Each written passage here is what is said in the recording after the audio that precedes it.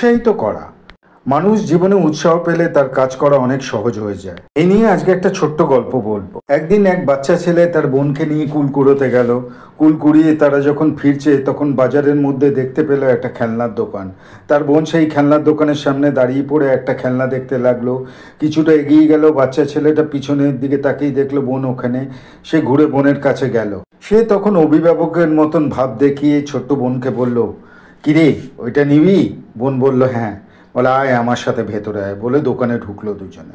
তারা যখন দোকানে ঢুকছে দোকানের মালিক বুঝতে পারলো যে তার দোকানের খেলনা নেওয়ার মতো যোগ্যতা এদের নেই, কারণ তাদের কাছে এত পয়সা হবে না। তবুও সে চুপ করে হাসি মুখে দাঁড়িয়ে রইল। বাচ্চা ছেলেটা খেলনাটা নিয়ে ওই দোকানদারের কাছে গেল এবং বলল যে দাম কত?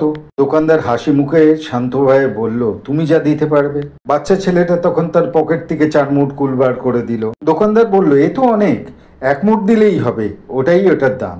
বাচ্চা ছেলেটা তার বোনকে নিয়ে দোকান থেকে বেরিয়ে গেল।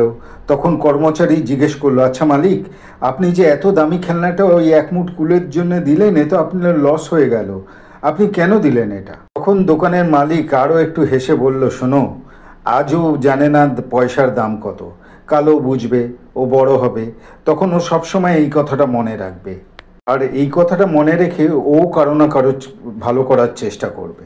এরকম আরও ভিডিও দেখতে সাবস্ক্রাইব করে আমাদের পাশে থাকুন। নমস্কার।